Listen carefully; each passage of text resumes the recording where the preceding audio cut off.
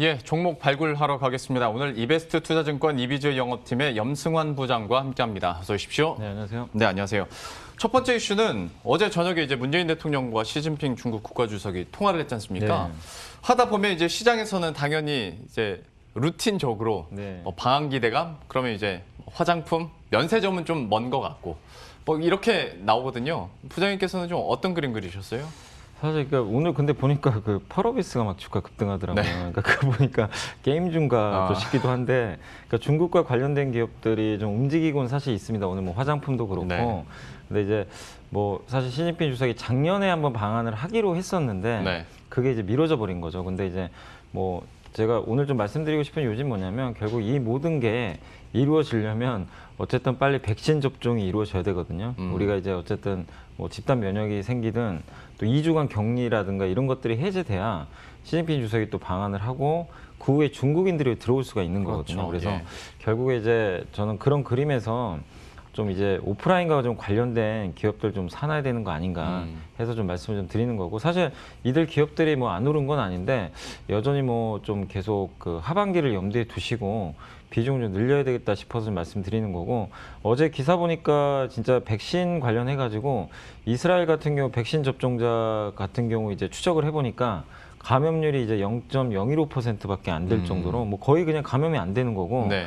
그 조사를 실제 이제 또 감염됐던 사람들도 조사를 해보니까 거의 뭐 부작용이 없다고 그러더라고요. 그러니까 이게 중증으로 간다거나 예. 이런 부분들이 좀 없다고 하더라고요. 그러니까 실제로 백신을 접종을 했을 때 효과가 발휘되는 게 이제 확실히 데이터로 좀 나오는 거죠. 이제 집단 면역으로 가는 그 과정인 것 같아요. 예, 그러면. 그러니까 예. 이스라엘이 지금 가장 빠르다고 하더라고요. 네. 44%가 접종받았으니까. 근데 아까도 방금 속보 보니까 오늘 이제 정부에서 우리 한국도 언제 어느 시기에 백신 접종을 시작할지 누구부터 이걸 발표한다고 하는데, 빠르면 2월부터로 좀 알고 있거든요. 네. 그러면 한국도 생각보다 좀 빨리, 우리가 모르겠어요. 뭐 잘하면 여름에 여행 갈 수도 있을 것 같아요. 해외여행도. 네. 저는 한 겨울 정도 생각하고 있었는데 예. 생각보다 이스라엘 데이터를 보니까 굉장히 좀 빨리 다가올 것 같아서 그쪽에 좀 대응을 하시면 좋을 것 같고, 그래서 이제 그동안은 온라인이 좀 많이 뭐 시장을 이끌었다면은 우리가 오프라인 경제 정상화도 좀 기대를 하시면서 종목들을 좀 선점을 하실 필요가 있을 것 같습니다. 그래서 뭐 사실 오늘 제가 뭐 한 두 종목 가져왔지만 이 종목들만이 아니라 저는 그러니까 일단은 중국 소비와 관련된 이 오프라인과 관련된 기업들 중에 반드시 한 종목은 포트에 담아 놓으셔야 된다고 좀 생각을 해요. 그러니까 우리가 뭐 맨날 주도주 얘기만 하지만 주도주도 중요하지만 이런 주변주 중에서 확실히 좋아지는 게 있으면 하나 정도는 좀 담아놔야 나중에 이제 올라갔을 때 대응이 가능한데, 만약에 이제 이런 뉴스들이 터져가지고 이미 주가 올라간 다음에는 한참 늦어버리거든요, 사실은. 그렇죠, 네. 그래서 너무 뒤늦게 대응하지 마시고 이렇게 좀 부진할 때 좀 담아가시면 좀 좋을 것 같습니다. 그래서 오프라인 경제 정상화 기대감과 더불어서 기왕이면 이제 중국 소비주면 더 좋겠죠, 사실은. 시진핑 주석 방한 기대도 있으니까. 그래서 관심 종목으로는 일단 저는 FNF하고 아모레퍼시픽 말고 우선주 좀 말씀을 드리고 싶어요. 예. 그러니까 일단 두 종목 간단히만 설명해드려요. FNF 뭐 많이들 아실 거예요. 그 디스커버리로 유명한 이제 기업이죠. 이제 국내에서는 실제 데이터 보니까 패딩 판매가 되게 좀 잘 됐다고 하더라고요. 이제 올해 되게 추웠잖아요, 날씨가. 네. 그래서 디스커버리 매장에서도 좀 매출이 좀 잘 나오고, 실제 뭐 백화점이나 이런 데 이제 매장 가보신 분들 아시겠지만 코로나에도 불구하고 상당히 좀 장사가 좀 잘 되는 걸 확인할 수 있었습니다. 저도 얼마 전에 한번 갔다 왔거든요. 근데 네. 매장에 사람이 되게 많더라고요, 사실. 예, 코로나가 무색할 정도로 추운 날씨라는 좀 영향도 있었던 것 같아요. 그리고 한 가지 축이 이제 MLB라는 이제 라이센스를 따가지고 MLB 모자라든가 뭐 아니면 의류라든가 신발을 많이 판매하는데, 예. 그게 예전에 코로나 전만 해도 중국 사람들이 한국에 오면 무조건 사야 되는 제품이었어요. 이 MLB. 네. 특히 모자가 정말 히트를 쳤는데 코로나 때문에 한국에 못 오니까 이제 판매가 안 됐던 거죠. 근데 지금 최근에 이제 FNF가 좀 고심 끝에 직접 중국에 진출을 한 것 같더라고요. 그러니까 중국 사람들이 못 오니까 중국에 그 하이난 면세점이 있거든요. 네. 거기에 이제 이미 입점을 해버렸어요. 그렇죠. 그래서 중국 시장도 이제 본격적으로 자체적으로 공략을 하는데, 사실 핵심은 결국 시진핑 주석이 방한을 하면 중국 사람들이 한국에 올 거고, 그럼 또 면세점이 좀 호황을 누릴 가능성이 높은데 그 상황에서 FNF 또 매출액이 늘어날 수 있으니까 관심 있게 보시면 좋겠고, 5월 달에 이제 회사가 이제 나눠져요. 분할하거든요. 인적 분할하는데, 그래서 인적 분할 때문에 주가가 좀 많이 빠졌었어요. 근데 인적 분할하면 되게 좋은 게 뭐냐면 지주회사랑 사업회사랑 딱 나누는데 이 투자형 지주회사는 안 좋은 걸 다 가져가요. 그러니까 되게 좀 아이러니한 게 안 좋은 건 다 가져가고 좋은 쪽은 그 FNF의 그 사업회사가 다 가져갑니다. 그러니까 한마디로 그 이 중국 사업이라든가 해외 사업 부분이 있잖아요. 이런 거를 FNF 사업회사가 가져가는데 되게 재밌는 건 그럼 가져가는 회사가 더 많은 주식을 가져가야 되잖아요. 네. 근데 반대입니다. 이 지주회사가 더 많이 가져가요. 그러면 떨어져 나가는 자회사는 굉장히 탄력적이겠네요. 엄청나게 저평가되는 네. 거죠. 그러니까 이게 만약에 5월 달에 분할해서 상장하면 이 사업회사는 주가가 엄청나게 올라갈 수도 있어요. 그러니까 그만큼 지금 할인을 많이 받기 때문에 그런 점까지 염두에 두시고 한번 FNF 좀 장기 투자 한번 해보시면 좀 좋을 것 같고, 두 번째는 너무 뻔하긴 하지만 저는 아모레퍼시픽 우선주 좀 말씀드리고 싶은 게 저는 잠시만요. 예. 포인트 얘기해 주시기 전에 네. 제 기억으로 부장님께서 우선주 갖고 오는 건 처음인가 싶습니다. 네, 그죠, 처음이죠. 왜 우선주일까? 왜냐하면 단기 급등에 따른 부담감으로 치면 우선주가 더 부담이 있지 않을까라는 생각도 네. 좀 있긴 한데. 그러니까 일단 왜냐면 요새 이제 내일 사실 삼성전자가 실적 발표하거든요. 네. 아니 실적 발표라기보다는 그 이제 주주 환원 정책을 발표하는데 거기서 좀 저도 기대하는 게 우선주 같은 경우 배당을 많이 주잖아요. 네.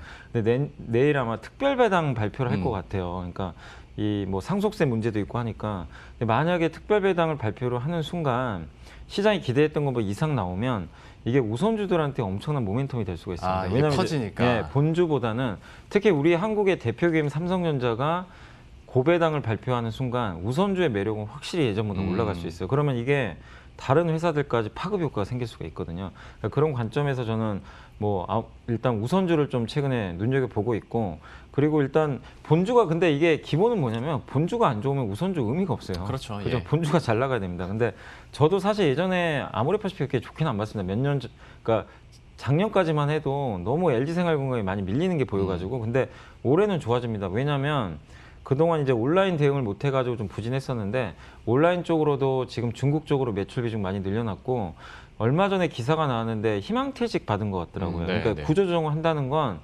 결국 업황이 바닥이라는 얘기거든요. 그러니까 한마디로 이제 구조조정이 끝나면 비용이 이제 들어갈 게 별로 없어요. 그리고 작년도에 뭐 에뛰드라든가 이니스프리, 뭐 아리따운 같은 매장들을 많이 없애버렸대요. 그러니까 한마디로 철수를 했다는 건데 그러면 이제 고정비가 줄어들잖아요. 그럼 매출만 증가하면 되는데 작년보다 올해는 분명히 매출이 늘어나겠죠. 아무래도 그러겠죠. 코로나가 네. 좀 탈피되고 또 중국과의 관계도 개선되면 그렇게 보면 아모레퍼시픽 본주가 올해 분명히 좋아지거든요.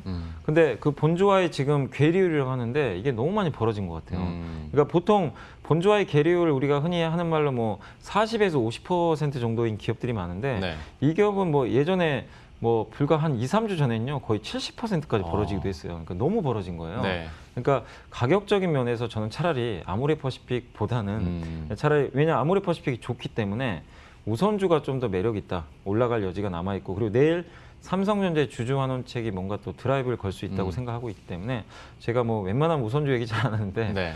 이 종목은 한번 우선주 한번 눈여겨 보시면 좋을 것 같습니다. FNF와 아모레퍼시픽 우선주 이렇게 들어봤고요. 두 번째 섹터는 화장품 쪽이긴 한데 좀 특이한 더마 코스메틱입니다. 그러니까 일명 제약사나 이런 병원에서 만드는 네. 그래서 병원이나 약국에서 파는 화장품 여러분들도 잘 아실 것 같은데요. 특별히 이쪽에 관심 갖고 계신 이유가 있을까요?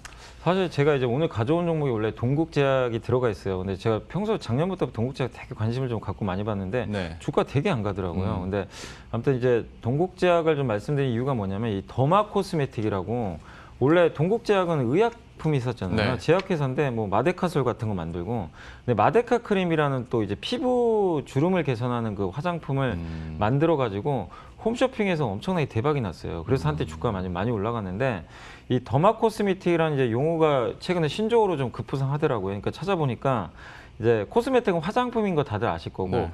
더마가 피부과학을 의미한다고 합니다. 이게 그래서 이제 신조어인데 피부와 좀 관련이 된 그런 화장품이라고 보시면 되겠는데 결국 약간 이것도 어떻게 보면 화장품 내에서 틈새 시장이라는 거죠. 네. 약간. 근데 이쪽 시장이 커지는 이유 중에 하나가 그 CJ 올리브영에서 요새 화장품들 많이 사시잖아요. 네. 저도 이제 거기 가서 많이 구매를 하긴 하는데 작년 하반기 매출을 이렇게 딱 살펴봤는데 이 더마 브랜드를 단 제품들 있죠. 그러니까 피부와 관련된 화장품 매출이 무려 51%나 증가를 했대요. 그러니까 코로나 때문에 사실 대부분 화장품 매출이 좀 줄었거든요. 네. 특히 이제 색조 화장품 많이 줄었는데 네. 이 더마 코스메틱 같은 경우는 이게 뭐 그냥 본전만 해도 의미가 있는데 무려 51%나 증가를 해버린 거예요. 그래서 이 더마 제품이 지금 실제적으로 코로나랑 무관하게 트렌드하게 지금 구조적으로 성장을 하고 있다는 게 이미 작년도 매출 데이터로 좀 확인됐습니다. 여러분들이 이제 주식 투자하실 때 많은 종목이나 업종을 보실 텐데 항상 구조적으로 성장하는 업종인지 고민을 해보셔야 되거든요. 근데 이 데이터만 보면 분명히 저는 구조적으로 좀 성장을 하는 게 보여서 이쪽에 관련된 기업들 좀 보시면 좀 좋을 것 같고, 사실 이 더마 코스메틱 하는 회사들이 많이 없어요. 물론 이제 아모레나 LG생활건강은 너무나 회사가 크니까 매출 비중이 얼마 안 되거든요. 근데 이런 것들을 전문적으로 하는 회사들을 제가 찾아보니까 국내 상장사 중에 별로 없습니다. 몇 개 없어요. 그래서 예. 오히려 투자하기가 더 좋은 거죠. 왜냐하면 종목을 많이 선택할 이유가 없이 몇 종목으로 다 압축이 돼 있으니까. 그래서 한번 이쪽에 관련된 기업들 좀 눈여겨보시면 좋을 것 같고, 아까 말씀드린 대로 일단 동국제약은 그 제품 이름이 센텔리안 24라고 하는데 이게 이제 홈쇼핑에서 입소문이 나가지고요.